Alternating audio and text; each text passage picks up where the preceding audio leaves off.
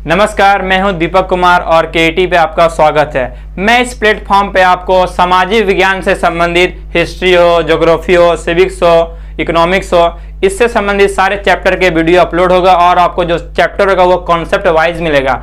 आपके और आपके जो सामाजिक विज्ञान से जो दुश्मनी है उसको मैं चाहूँगा कि उसको दोस्ती में मैं बदल दूँ। आपका और एसएसटी का जो बॉन्डिंग हो बहुत ही स्ट्रांग हो, क्योंकि एसएसटी आपको जाके बहुत बड़ी हेल्प करने वाली है। ये आपको अभी पता नहीं है, क्योंकि अभी आप 10 क्लास में, अभी आप बच्चे हैं। जैसे जैसे आप बड़ा होंगे तो देखेंगे कि आपको जो एसएसटी का है, जीएस का जो पोर्शन उसका कितना महत्व है आपका जो डे टू डे लाइफ में है, कंपटीशन एग्जाम में है आपको।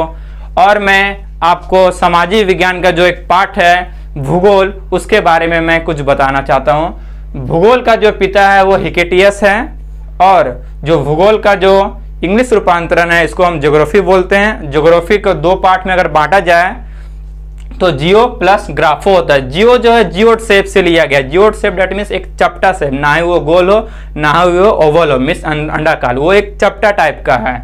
और जियो का जो मीनिंग होता है वो पृथ्वी होता है। ग्राफो का मीनिंग होता है वो पृथ्वी के बारे में, जी हाँ, पृथ्वी के बारे में लिखना या वर्णन करना। इस तरह हम बोल सकते हैं इसका परिभाषा, पृथ्वी और उसके सतह पे, यानी जो सरफेस है, पृथ्वी और उसके सतह पे जो कुछ भी है, चाहे वो पर्वत हो, पहाड़ हो, माउंटेन हो, नदियाँ हो, बिल्डिंग्स हो, कुछ भी हो, उसके ऊपर समुद्र हो, पृथ्वी और उसके सतह पे जो कुछ भी है उसके बारे में लिखना, कुछ भी लिखना या उसके बारे में वर्णन करना, डिस्क्राइब करना, उसको हम ज्योग्राफी बोल सकते हैं। और अब हम स्टार्ट करते हैं। एनसीईआरटी की जो पुस्तक है आपका क्लास 10 का ज्योग्राफी में ये सारे चैप्टर आते हैं। इस चैप्टर के बारे में हम आपको कुछ कुछ बताते हैं। जो फर्स्ट चैप्टर आपका है वो संसाधन और विकास है। संसाधन विकास, संसाधन का जो डेफिनेशन आपका परिभाषा वो नॉर्मल जैसे हम बच्चा क्लास में पढ़ते आ रहे हैं, वे सारी वस्तुएं जो हमारी इच्छाओं को संतुष्ट करती है संसाधन कहलाती है। जो हमारे काम में आती है संसाधन कहलाती है। क्लास 10 के अकॉर्डिंग इसमें थोड़ा सा 2-3 की पॉइंट जुड़ जाती है इसमें। जैसे वे सारी वस्तुएं जो हमारी इच्छा को पूर्ति करती है, साथ ही साथ वो तकनीकी रूप से साध्य हो और आर्थिक रूप से संपूर्ण हो और उसको समाज द्वारा अपनाया भी गया हो। जैसे आप एग्जाम्पल ले सकते हैं आयरन, लोहा। लोहा को क्या करते हैं, डायरेक्ट तो नहीं होता कि हम लोहा है और हमें यूज करिए, हमको लोहा को निकालना होता है। वो बहुत अजीबो गरीब रूप में होता है, उसको हम लोग हायर क्लास में देखेंगे।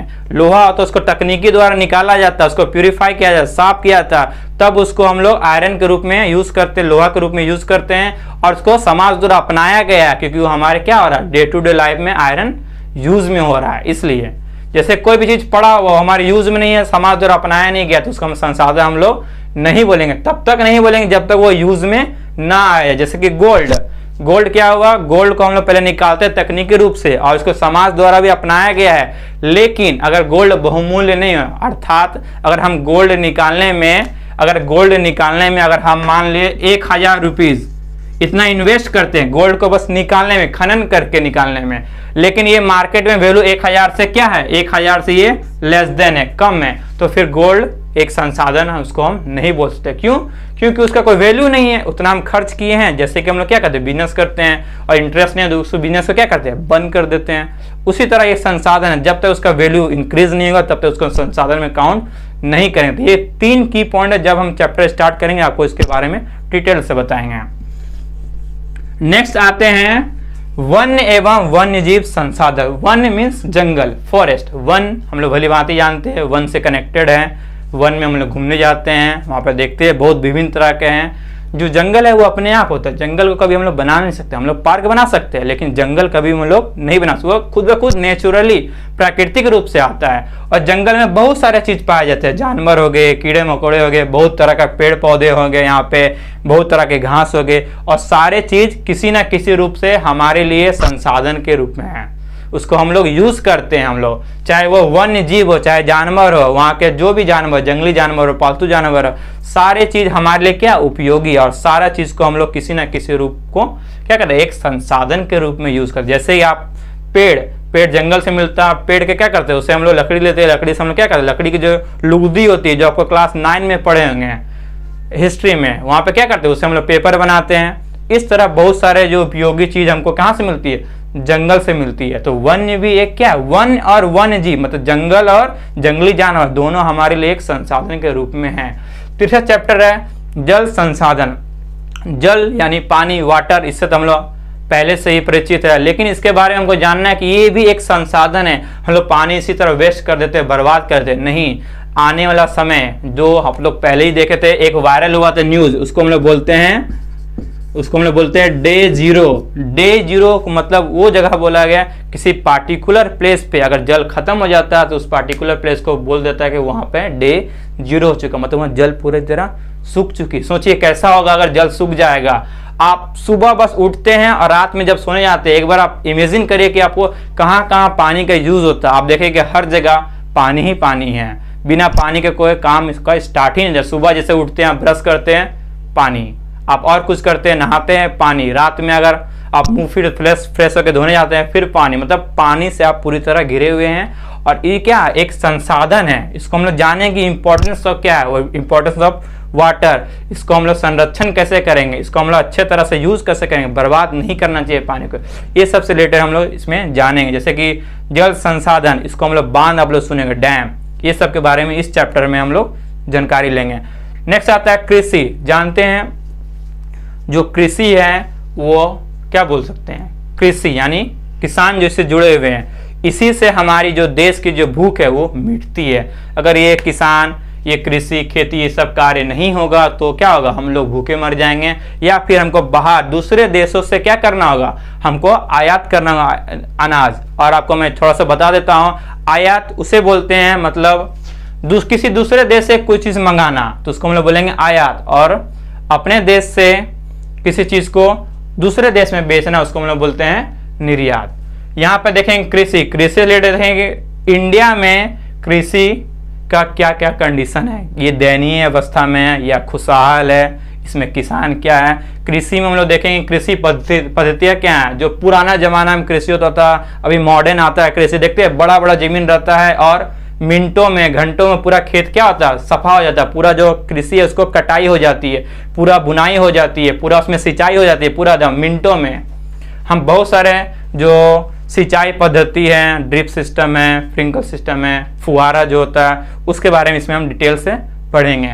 नेक्स्ट होता है खनिज तथा ऊर्जा संसाधन। खनिज जैसे क्या बोल सकते हैं, लोहा हो गया, कॉपर हो गया, एल्युमिनियम हो गया, गोल्ड हो गया, चांदी हो गया, ये सब मेरा खनिज के अंतर्गत आते हैं। और ऊर्जा संसाधन जैसे कि आप बोल सकते हैं हवा ऊर्जा आपका हो गया, जो सनलाइट आता है उससे हम लोग ऊर्जा का यूज करके हम लोग क्या करते हैं, बहुत सारे काम करते हैं। जैसे कि हम लोग देखते हैं हवा से हम लोग एनर्जी प्रोड्यूस कर सकते हैं। सूर्य सनलाइट से भी हम लोग क्या कर सकते हैं, एनर्जी प्रोड्यूस कर सकते हैं। पानी से हम लोग एनर्जी प्रोड्यूस कर सकते हैं। हम लोग कोयले को जला के हीट डेवलप करते हैं, उससे भी हम लोग क्या कर सकते हैं, बिजली बना सकते हैं। तो देखेंगे यहाँ पे जो खनिज या ऊर्जा संसाधन किस तरह हमारे मदद करते हैं और किस तरह हम लोग इससे अपना मदद करवाते हैं या लेते हैं। नेक्स्ट होता है विनिर्माण उद्योग।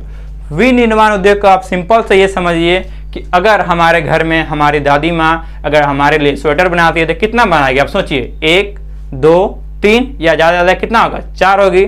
लेकिन वो क्या करेगी, ऊन से स्वेटर तो बना रही है, वो बहुमूल्य में तो आएगा और प्लस उसमें क्या होगा, प्यार भी होगा कि मेरे दादी माँ बनाई है, उसको हम अच्छा से पहनेंगे भी उसको। लेकिन वो बहुत बड़ी मात्रा में प्रोडक्शन नहीं हुआ, तो उसको हम लोग क्या बोलेंगे, उसको हम लोग विनिर्माण नहीं बोलेंगे। वही ऊन को अगर फैक्ट्री में लेके जाएंगे और उस ऊन को बहुमूल्य वस्तु में कन्वर्ट कर देंगे, यानी स्वेटर बना देंगे या कुछ और बना लेंगे, लेकिन उसको बड़ी मात्रा में बनाएंगे, फिर उसको मार्केट बुलाएंगे, तो वहां जो प्रोडक्शन हुआ उसको हम लोग क्या बोलेंगे, विनिर्माण। अब विनिर्माण उद्योग के अंतर्गत बहुत सारे उद्योग आते हैं, जैसे कि आप बोल सकते हैं सूती वस्त्र उद्योग हो गया, आपका कपड़ा उद्योग हो गया, जो कि हम इस चैप्टर में डेप्थ एनालाइज करेंगे जब हम इस चैप्टर को स्टार्ट करेंगे। नेक्स्ट आता है राष्ट्रीय अर्थव्यवस्था की जीवन रेखाएं। राष्ट्रीय अर्थव्यवस्था की जीवन रेखाएं का मीन्स ये है कि राष्ट्र यानी इंडिया के अंदर, नेशन में, नॉट इंटरनेशनल, अंतरराष्ट्रीय नहीं, राष्ट्रीय अर्थव्यवस्था में जानते हैं इकोनॉमी, जिससे हम लोग भाग दौड़ करते हैं, पैसा ये।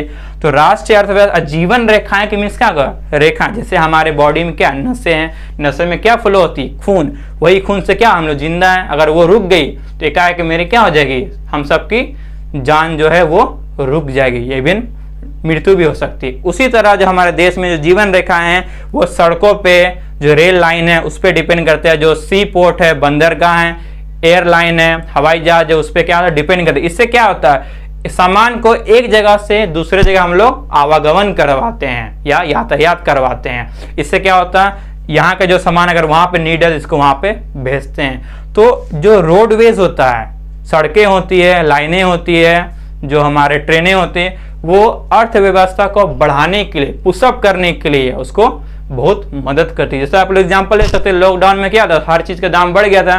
क्यों? क्योंकि हर जगह लॉकडाउन लग गया था, सारे गाड़ी वाहनें रुक गई थी। बंदरगाह पे माल तो आया था लेकिन वो वहीं पे रुक गया, तो वो हमारे पास नहीं पहुंच पाया। डेट मीन्स जो भारत की जो नसें हैं, नसें मतलब सड़क हो गई, रेल लाइन हो गई, ये सब कुछ देर के लिए स्टॉप हो गई थी। सोचिए अगर स्टॉप हो गया, एकाएक क्या होगा, दाम बढ़ जाएगा। फिर धीरे धीरे जैसे जैसे लॉकडाउन हुआ, ऑटोमेटिक सब क्या हो गया, सब खुलने लगा। हम लोग मारा मारी कर रहे थे सामान लेने के लिए, ये लेंगे वो लेंगे, सबको क्या करता है, काला बाजारी कर रहा था, स्टॉक कर रहा था। क्यों? क्योंकि उस समय जो हमारे पास जो भंडार था वो लगभग रुक गया था, और वो बाहर देशों से या जहाँ पे प्रोडक्शन होता है वहाँ से हमारे पास पहुँच ही नहीं रहा था। जब पहुँच ही नहीं रहेगा तो फिर हमारे पास कैसे मिलेगा, हमारी नीड कैसे सेटिस्फेक्शन होगी। तो इसलिए ऑटोमेटिक क्या होता, महंगाई बढ़ गया था और मारामारी होने लगा था। तो इस चैप्टर में हम डिस्कस करेंगे किस तरह हमारे जो देश के अर्थव्यवस्था में जो सड़कें हैं, रेल लाइन है, हवाई जहाज है, वायु मार्ग है, किस तरह मदद करते हैं। तो हम आपको अगला वीडियो में ज्योग्राफी क्लास 10 से रिलेटेड जो पहला चैप्टर है उसके बारे में डेप्थ एनालाइज करेंगे, और आपको इस चैप्टर से रिलेटेड कोई भी डाउट हो वो हम पूरी तरह से उसको क्लियर कर देंगे। वो भी कॉन्सेप्ट वाइज रहेगा। आपको बेस्ट नोट्स यहाँ पे प्रोवाइड की जाएगी। आपको कहीं किसी और जगह पे जाने की दरकार नहीं है। आपको बस हमारे साथ जुड़े रहना है और निरंतर बने रहना है, क्योंकि जब हम हैं तो क्या गम है। केटी आपके साथ हमेशा जुड़ी रहेगी। धन्यवाद।